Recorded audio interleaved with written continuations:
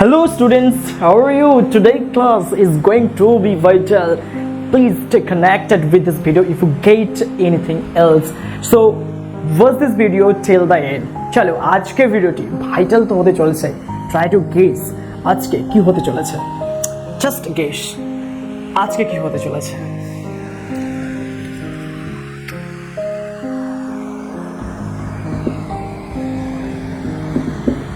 Affirmative. বুঝতে পারছো? Affirmative sense means ইতিবাচক ইতিবাচক সেন্টেন্স, অ্যাফার্মেটিভ সেন্টেন্স। আজকে অ্যাফার্মেটিভ সেন্টেন্স নিয়ে আলোচনা করতে চলেছি এবং তার সঙ্গে এই 12 ক্লাসে যে সমস্ত টেক্সচুয়াল আছে পার্টিকুলার টপিকের ওপর আজকে অ্যাফার্মেটিভ থেকে নেগেটিভ এবং নেগেটিভ থেকে অ্যাফার্মেটিভ আমরা করতে চলেছি। অ্যাফার্মেটিভ থেকে নেগেটিভ সেন্টেন্স, নেতিবাচক এই অ্যাফার্মেটিভ থেকে নেগেটিভ, আবার নেগেটিভ থেকে অ্যাফার্মেটিভ। তো আমরা অ্যাফার্মেটিভ থেকে নেগেটিভ এবং নেগেটিভ থেকে অ্যাফার্মেটিভে চেঞ্জ কিভাবে হবে, কিন্তু এই যে টপিকে বিশেষ টপিকে আসতে গেলে আমাকে কিছু শেখাতে হবে, তারপরে আমরা টপিকে যাব কিভাবে চেঞ্জ হচ্ছে আমরা পুরো বিষয়টাকে তুলে ধরবো। চলো আজকে প্রথমত যে একটা ছোট্ট এক্সাম্পল দিয়ে বোঝাই যে কোনো একটা অ্যাফার্মেটিভ সেন্টেন্স কিভাবে নেগেটিভে চেঞ্জ হচ্ছে, আবার কোনো নেগেটিভ সেন্টেন্স অ্যাফার্মেটিভে কিভাবে চেঞ্জ হচ্ছে।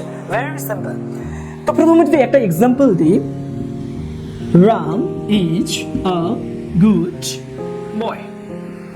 Suppose very simple sentence. আচ্ছা বলো তো এটাকে আমরা ইতিবাচক সেন্টেন্স বলবো কেন বলবো? দেখো এখানে ইতিবাচক মানে এখানে যে কথাটা বা এই যে স্টেটমেন্টটা কি বলতে চাইছে, সাবজেক্ট যদি রাম হয়, এই রাম কি পড়ছে, রামের কিছু কোয়ালিটি রিপ্রেজেন্ট করা হচ্ছে, সে হচ্ছে এক ধরনের ভালো ছেলে। তার মানে রাম ভালো ছেলে, মানে ইতি ভাবনা প্রকাশ পাচ্ছে এই সেন্টেন্সের মধ্যে, এর সূচক সত্যি সে ভালো ছেলে, যার কারণে এখানে অ্যাফার্মেটিভ অর্থাৎ ইতিবাচক বলে গণ্য করা হচ্ছে এই সেন্টেন্স। এই সেন্টেন্স কনস্ট্রাকশনের উপর তোমরা কোথাও দেখতে পাবে না কোনো নেগেশন সাইন, অর্থাৎ নট, নেভার, নো এমন কোনো চিহ্ন তুমি দেখতে পাবে না, তাই এটাকে বলছি affirmative sentence. Is that clear? চল নেক্সট। এরপরে একে আমি চেঞ্জ করব নেগেটিভে। তাহলে নেগেটিভে কিভাবে চেঞ্জ হবে? তাহলে নেগেটিভে চেঞ্জ হওয়া মানে তোমাদেরকে এই নট কথাটা, কোথাও নেভার কথাটা, আবার কোথাও নো কথাটা, এই ধরনের চিহ্নগুলো নিয়ে আসতে হবে। এবার তোমাদের ওপর প্রশ্ন থাকলো, নট, নেভার, নো এরা কোন ধরনের পার্টস অফ স্পিচ? তোমাদের জন্য প্রশ্ন থাকলো, অবশ্যই তোমরা কমেন্ট বক্সে জানিও। চলো এই ধরনের চিহ্নগুলো আমি যদি ব্যবহার করি, Ram is a good boy, Ram হচ্ছে একজন ভালো ছেলে। তো আমরা একদম সাধারণ জ্ঞান থেকে কি করব, আমাদের একটা নট নিয়ে আসতে হবে বা নেগেশন সাইন নিয়ে আসতে হবে, তার সঙ্গে সেন্টেন্সের মধ্যে কোনো একটা ওয়ার্ডকে যেটা বিপরীতমুখী হবে বা বিপরীত করা যেতে পারে বা অপোজিট করা যেতে পারে, সেখানে আমরা চেঞ্জ করে দেবো অপোজিট। এই অপোজিট যদি করে দেওয়া হয় তাহলে এর অর্থ আর চেঞ্জ করার যে অর্থটা সমান থাকবে। আচ্ছা তার আগে আমরা জেনে নিই যে যদি নট না বসাই তাহলে বা কি হচ্ছে, বা এই অপোজিট যদি না করি তাহলে বা কি হবে। যদি বলি Ram is a bad boy, suppose এই যে গুডের বিপরীত ব্যাড, অর্থাৎ গুড হচ্ছে ভালো, ব্যাড মনে কিন্তু খারাপ, এটা কিন্তু অপোজিট হয়ে গেল। বয় হচ্ছে নাউন আর বয়ের কোয়ালিটি, বালকটির কোয়ালিটি হচ্ছে গুড, তার মানে এটা হচ্ছে একটা অ্যাডজেক্টিভ। এই অ্যাডজেক্টিভ চেঞ্জ করলাম একটা অপোজিট সেন্সে ব্যাড হিসেবে, তাহলে এটা নিশ্চয়ই তাহলে অ্যাডজেক্টিভ, এটা হচ্ছে নাউন। দেখা যাচ্ছে Ram is a good boy, Ram হচ্ছে একজন ভালো ছেলে। আবার বলছে Ram is a bad boy, Ram হচ্ছে খারাপ ছেলে। তাহলে এই কনস্ট্রাকশন চেঞ্জ হয়েছে তার সঙ্গে, তার মানে কি এই যে কনস্ট্রাকশন বা স্ট্রাকচারটা চেঞ্জ হয়েছে তার সঙ্গে সঙ্গে অ্যাজ ওয়েল অ্যাজ মিনিং, অর্থাৎ অর্থটাও বদলে গেছে। তাহলে আমার এটা তো কথা ছিল না, আমার ছিল কি এর অর্থের সঙ্গে মিল হতে হবে, কিন্তু এর গঠনের একটা পরিবর্তন আসবে। যদি এই জায়গাটা আমি এখানে যদি এই নেগেশন সাইনটা বসাই, অর্থাৎ নট যদি বসাই, তাহলে কিন্তু এই সেন্টেন্সের মধ্যে এর অর্থের সাথে মিল হবে। কিন্তু প্রবলেম হচ্ছে এই নটটা বসাবো কোথায়। এর বিশেষ দিক হচ্ছে নট কখনো একাকী বসে না, সে কি করে অক্সিলারি অর্থাৎ কিছু হেল্পিং ভার্বের সহযোগিতা নেয়। আমাদের এখানে যে সেন্টেন্স রয়েছে এই সেন্টেন্সের মধ্যে কোনো অক্সিলারি ভার্ব আছে আর হেল্পিং ভার্ব আছে কি? দেখো এখানে হচ্ছে ভার্ব হিসেবে আমরা শুধু ইজকে ব্যবহার করছি, তাহলে ইজ কিন্তু এখানে মেন ভার্ব হিসেবে কাজ করছে। এইগুলো কিন্তু একটা বি ভার্বের অংশ, তাই আমরা একে অক্সিলারি ভার্ব হিসেবে চিনি, কিন্তু এখানে মেন ভার্ব হিসেবে কাজ করছে। তাই ঠিক এই ভার্বের পরেই আমরা যদি নট বসিয়ে দিই তাহলে কিন্তু এটা নেগেটিভ হয়ে গেল। অর্থাৎ Ram is not a bad boy, Ram হচ্ছে খারাপ ছেলে নয়, মন্দ ছেলে নয়, অর্থাৎ রাম ভালো ছেলে। তার মানে এর অর্থের সঙ্গে এর অর্থের মিল হলো, কিন্তু গঠনগত দিক থেকে পার্থক্য তৈরি হলো। এইভাবে আমরা অপোজিট সেন্স করে এবং নট অ্যাপ্লাই করে আমরা নেগেটিভ সেন্টেন্স করতে পারি। কিছু যদি নেগেটিভ থাকে তাহলে আমরা অ্যাফার্মেটিভে নিয়ে আসবো কি করে? তার ট্রিক্সটা একটা দেখে নাও। অনেক ট্রিক্স রয়েছে, অনেক কৌশল রয়েছে, করা যায়, কিন্তু আজকে যে টপিকটা নিয়ে আমরা আলোচনা করব এই দুটো ট্রিক্সকে লাইক ফলো করব। চলো, I don't like this. Suppose I don't like this. এইরকম একটা সেন্টেন্স রয়েছে। এই স্টেটমেন্ট থেকে বোঝা যাচ্ছে যে এখানে নেগেশন সাইন রয়েছে। কি করে নেগেশন সাইন? দেখো এটাকে কন্ট্রাক্টেড ফর্ম অফ ওয়ার্ডস বলা হয়। এখানে ডোন্টকে কন্ট্রাক্টেড করা আছে, অর্থাৎ ডু নট, ডু এবং নটকে যোগ করে ডোন্ট হিসেবে কিন্তু এখানে বসানো আছে। তাহলে আই ডোন্ট লাইক দিস, আমি এটা পছন্দ করি না। তো এইটাকে আমি নেগেটিভ থেকে অ্যাফার্মেটিভে কিভাবে চেঞ্জ করব? Simple tricks. আমরা এখানে যে ফেল কথাটা ইউজ করতে পারি, এই ফেল কথাটা ব্যবহার করে আমরা কিন্তু আপাতত এটা চেঞ্জ করতে পারি। দেখা যাক কিভাবে চেঞ্জ হয়। দেখো একটা জিনিস, আই ডোন্ট লাইক দিস, আমি এটা পছন্দ করি না। আমি ঠিক এই জায়গায় সাবজেক্ট হিসেবে আই আমরা রাখি, ডোন্টের জায়গায় আমার নেগেটিভ তুলতে হবে। তাহলে নট তুলতে গেলে ডু আনার কোনো প্রয়োজনটা নেই। কেন? নট নিয়ে আসতে গেলে ডু নিয়ে আসতে হয়। তার কারণ হচ্ছে এই সেন্টেন্সের মধ্যে অক্সিলারি ভার্ব থাকে না, তাই যার কেউ থাকে না তার জন্য ডু ভার্বকে নিয়ে আসা হয়। তাহলে সেই অনুযায়ী বলতে গেলে আমরা নট যখন তুলছি, ডুও তুলছি, আর নটের জন্য আমরা ব্যবহার করছি fail. I fail to like this. অর্থাৎ এই যে ইনফিনিটিভ টু এলো, কেন এলো? দুটো ভার্ব কখনো পাশাপাশি অরিজিনালি যে ফর্মে বসতে পারে না। কোনো না কোনো ভার্বকে কি করতে হবে? ইনফিনিটিভ অর্থাৎ নন ফাইনাইট ভার্বে রূপান্তরিত করতে হবে। নন ফাইনাইট, দেখো এখানে হচ্ছে ফাইনাইট ভার্ব হিসেবে ছিল, এখানে নন ফাইনাইট ভার্ব হিসেবে ব্যবহার করা হয়েছে। তাহলে আমরা জানি একটা সিম্পল সেন্টেন্সে একটাই ফাইনাইট ভার্ব থাকে আর নন ফাইনাইট ভার্ব থাকে। কি করে বুঝবো এটা হচ্ছে ফাইনাইট ভার্বে রূপান্তরিত হলো? যেহেতু হচ্ছে এটা সাবজেক্ট, তাই হচ্ছে এটা ফাইনাইট ভার্ব, আর এটা হচ্ছে নন ফাইনাইট ভার্ব রূপে রূপান্তরিত হলো। তার জন্য আমাকে ইনফিনিটিভ টু বসিয়ে তাকে নন ফাইনাইট ভার্ব রূপে রূপান্তরিত করতে হয়েছে। তাই I fail to like this, আমি হচ্ছে ব্যর্থ হই এটাকে পছন্দ করতে। আই ডোন্ট লাইক দিস, আমি হচ্ছে পছন্দ করি না, আমি ব্যর্থ হই এটাকে পছন্দ করতে। তাহলে কথাটা কি সেম নয়?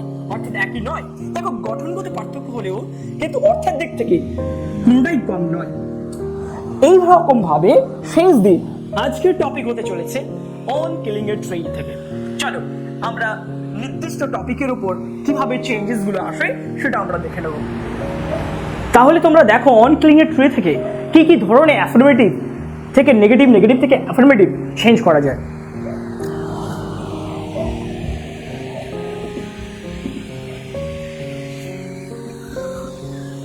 লিখেছিল হচ্ছে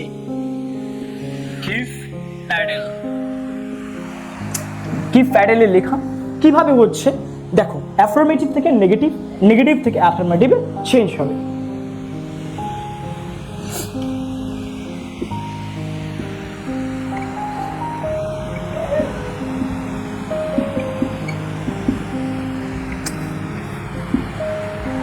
তাহলে দেখো তোমরা, ইট হ্যাজ গ্রোন স্লোলি, এটা বেড়ে উঠেছে ধীর গতি সম্পন্নভাবে।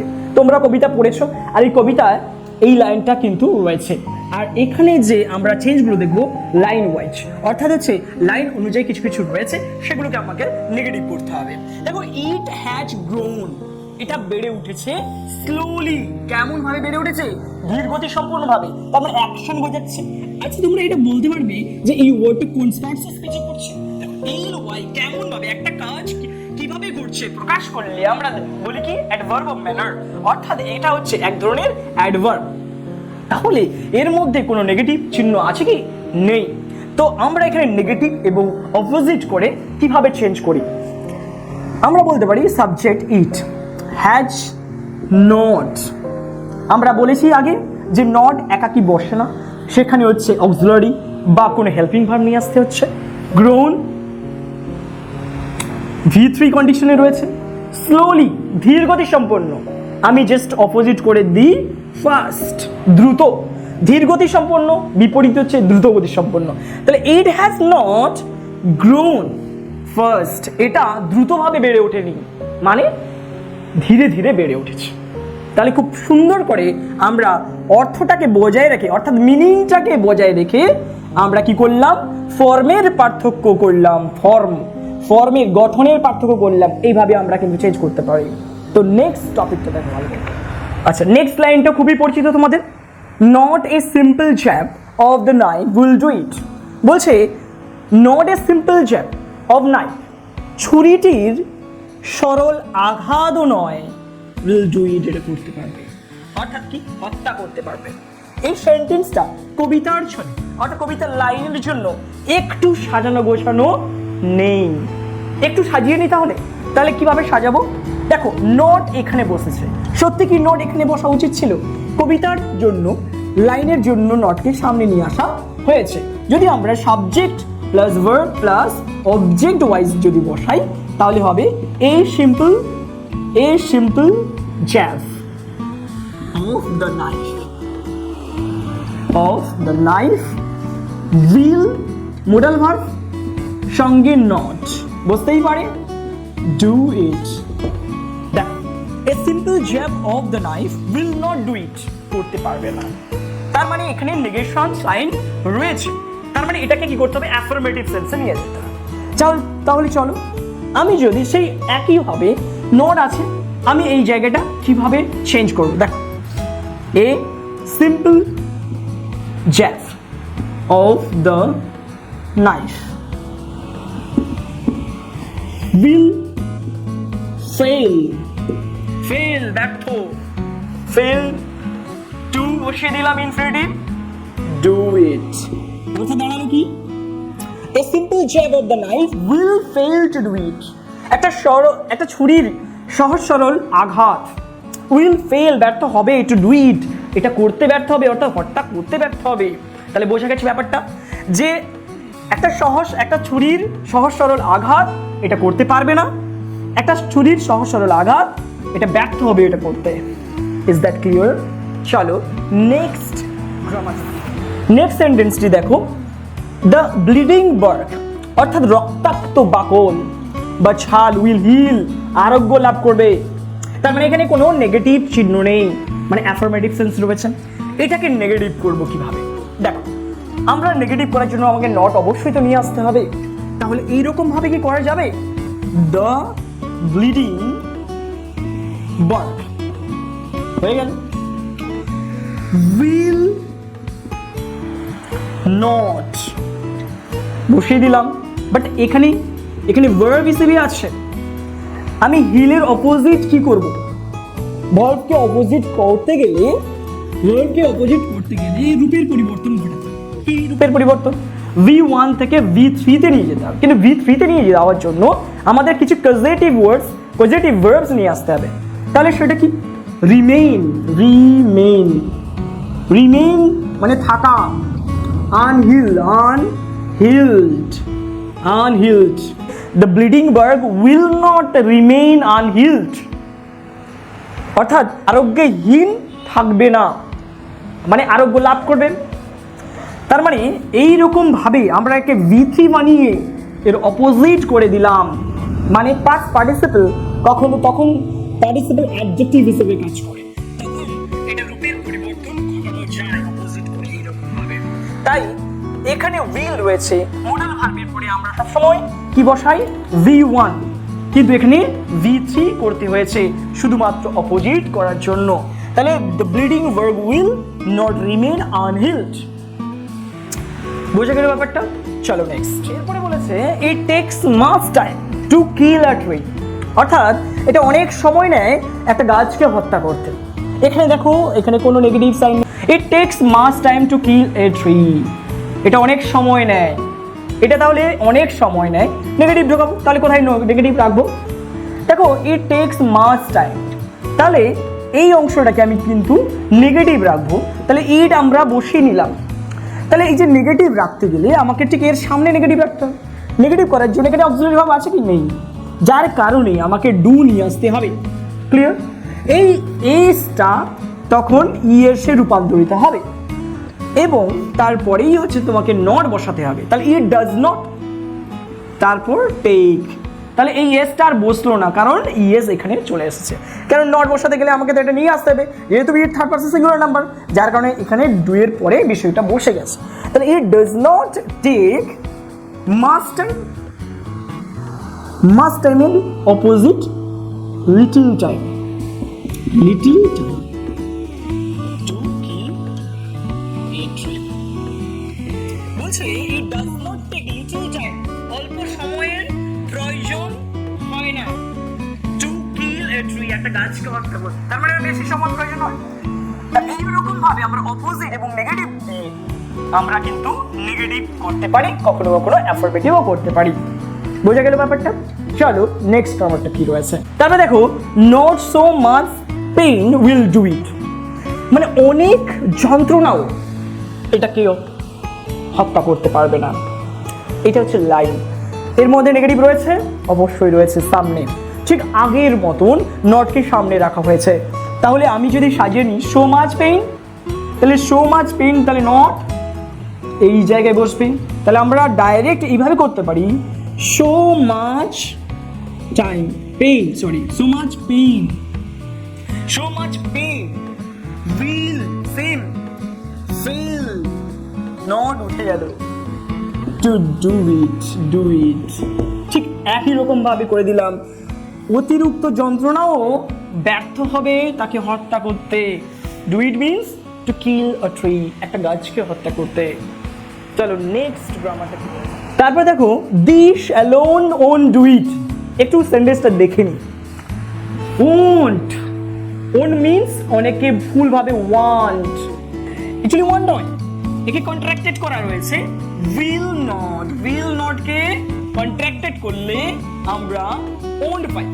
তার মানে উইল নট, দিস অ্যালোন মানে একাকী, ওন ডু ইট এটাকে এটা করতে পারবে না, এইটা একাকী এটা করতে পারবে না। তাই তো নাকি? অর্থাৎ কোনটা? টু কিল আ ট্রি, একটা গাছকে হত্যা করতে।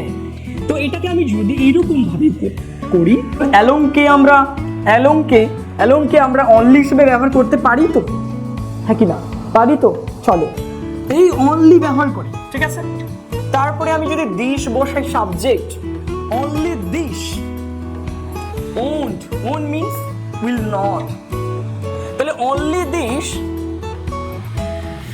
will fail to do it, কেবলমাত্র এটাই ব্যর্থ হবে এটাকে হত্যা করতে। এরকম ভাবেও আমরা পরিবর্তন করতে পারি ফেল ইউজ করে।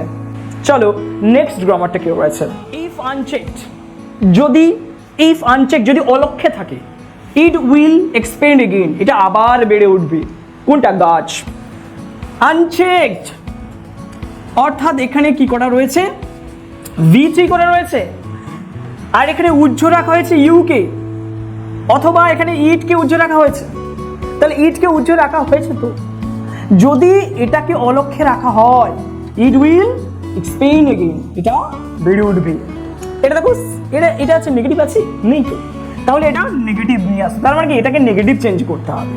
যদি আমি এটাকে এরকম করি, if it is not, auxiliary verb নিয়ে এসেছি, if it is not, unchecked কে যদি চেকড করে দিই, চেকড, অর্থাৎ if it is not checked, যদি এটা লক্ষ্য করা না হয়, it will expand again।